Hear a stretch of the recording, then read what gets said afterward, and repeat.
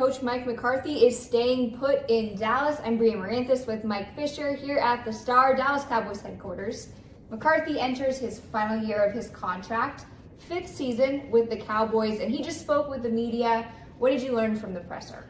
Well, he used early on in the conversation two words that I think everybody understands. And you don't have to be pro McCarthy or pro the retention of McCarthy to get this. Raw and numb. Yeah. And that is the result, of course, from what happened against Green Bay, another playoff ouster. And I quizzed him on this a little bit. It's also the result of 3 straight years of something kind of like this. Now, McCarthy did answer questions about that, mine and others. Well, they're all different. Yeah, but they're all kind of the same. And 12-5 season with an early playoff exit. Right, and so one of the things that needs to happen, and he discussed this quite frankly, they need to re-examine and try to pinpoint what it is that gets in their way. And the suggestion that we've kicked around here, if it's not coaching, and the Cowboys have decided it's not because they're keeping their coaches, and it's not players and personnel, and the Cowboys think they are star-studded, and it's not the facility and the commitment from the owner, then what is the common thread? And I'm glad we got a chance to pose that question to McCarthy, but I was disappointed that his answer is they're all different. Because to Cowboy fans, to the layman certainly, like me, they're not all different. Coach Mike McCarthy took over play calling duties this season. Now the Cowboys led the league in points scored. Dak Prescott had a great year. Do you feel that McCarthy should retain those duties? Well, and this is about his championship message to fans. And he was asked a couple of times about what do you say to fans who are disappointed over this? And very frustrated. Absolutely. And he points out, first of all, that in his mind, they built a championship level program. He said, not a world championship yet. We don't have another trophy yet, but we built that program. And part of that building is what he's done in this offense. It is absolutely fair to defend Mike McCarthy, if you choose to, by saying they have the number 1 offense in football scoring-wise. They installed a brand new offense and it worked. They have an MVP candidate season out of Dak Prescott and an Offensive Player of the Year candidate season out of CeeDee Lamb. The running game, which wasn't what they wanted to be, still got Tony Pollard 1,000 yards. The defense, not quite what they wanted to be in clutch situations, but still this era, this Dan Quinn era of Cowboy defense, one of the great playmaking defenses of all time. And so there are building blocks here. This is, in his mind, a championship foundation. And he says, I'm not worried about my contract. I came here to win a championship, and that's what we're going to do. Yeah, he reiterated that a few times. I didn't come here for a contract. I came here to win a world championship. Undoubtedly, Dan Quinn is a big part of what the Cowboys are doing here in Dallas. He has interviews with at least 5 NFL teams. Say he goes, who would be some replacement options for the Cowboys, maybe internally at defensive coordinator? First of all, on Saturday, before that Packers game, the idea in this building was we're going to lose Dan Quinn. And they were preparing for that inevitability. Players said so. Right. As much. We're gonna win one, our last ride, and all that. Dan. Of course, their last ride, Micah Parsons and others, their last ride, they kind of fell off the horse, didn't they? Now, after that performance, there is certainly some bloom off the rose of Dan Quinn. He's still doing his interviews, and he's doing them as we speak right now. I think he would still be a coup for the right program. I think there's an attraction, obviously, in Seattle. And then I don't know that people are lining up to take the Carolina job. So if that's offered to Dan Quinn, does he take it? He's turned down offers, obviously, when the program wasn't quite right in the past. He has told me repeatedly in the last couple of years, I stay here because of unfinished business. Well, if you've got a championship program and you're the top assistant in the program, well, then you still have unfinished business. This much is clear. If he doesn't go elsewhere, the Cowboys are absolutely planning on retaining him. Now, McCarthy didn't commit to that, but he said all positive things, but he didn't lock that down, maybe because it's not exactly his decision. But I don't think there's any question that in this building, their plan is to retain Dan Quinn. And by the way, they pay him that way.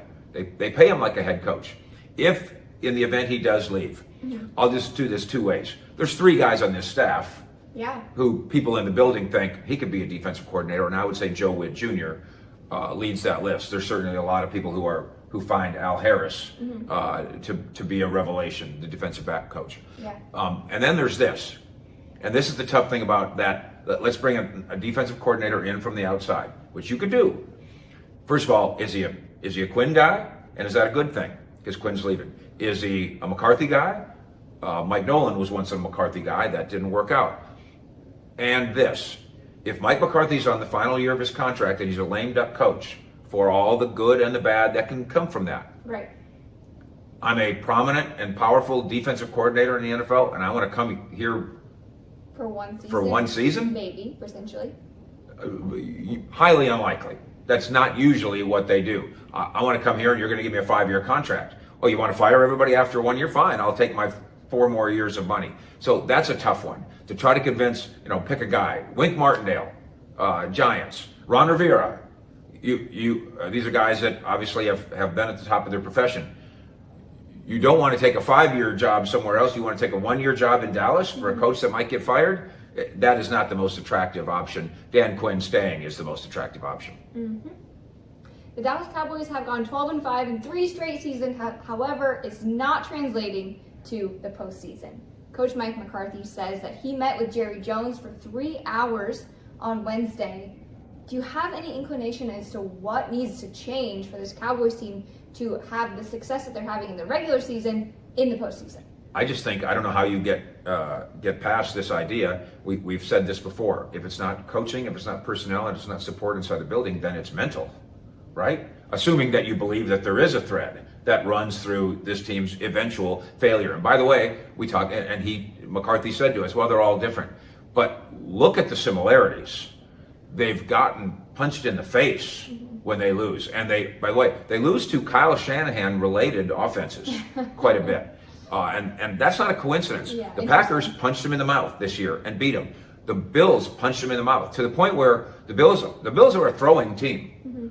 They changed their offense that day and said, we're going to be a running team against you because we believe that your Dan Quinn designed defense, which is about speed, which is a good way to win in the NFL. But how do you do it both? Mm-hmm. We can play with speed if that's what we need. We can play with power if that's what we need. Our best player is a 245-pound defensive end in Micah Parsons. Well, that's 40 pounds lighter than some other defensive ends. Right. So how do you make all that work against Kyle Shanahan related offenses? The Cowboys don't make it work. Go back to the 49ers in the playoffs, punch in the mouth.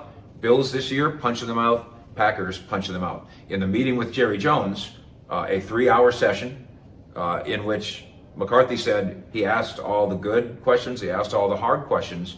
In that meeting, there's no question that whether you want to believe that it was a job interview or not, and even though that was the words used for me at the beginning of the week, now that we know that the Cowboys really haven't looked at other candidates, how's it a job interview if I'm the only guy that interviewed for the job? Right.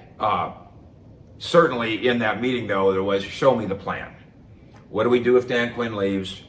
How do we make Dak Prescott even better? What do we do contractually with Dak Prescott, which is not Mike McCarthy's business necessarily, but it is a subject in this building. Yeah. The previous idea, well, of course you've given him extension. I think some people in this building are stepping back just a little bit from that right now. And how do we get over the mental hump? In a 3-hour meeting, I promise you that those things came up. It should be noted. McCarthy says, I did not go into that meeting with any particular trepidation about my job security. And what he told us in our question, he says, I'm too in the moment. Mm-hmm. He goes, I think about my family. Yeah, he says he worries the most about his family. And that's totally understandable. Mm-hmm. He says, but the rest of this is part of my job. Right. The ups, the downs, the scrutiny. I will close with this by hearkening back to Jimmy Johnson. And a guy right now, a good guy for Cowboy fans to hearken back to, especially after what Jimmy did on TV the other day at halftime of that Packers game, where he gave a halftime locker room speech, as if he was in the locker room. Troy Aikman has since commented, he said, that was real. He said, a lot of this stuff that goes on TV, it's just acting. He says, that was real. Yeah. He says, it was reminiscent of how Jimmy used to do it. And he said, because Jimmy's much more mellow, of course, nowadays. And Aikman said, and they're good friends. He said, that's as mad as I've seen him. Wow. In decades. Yeah. And so there was something very real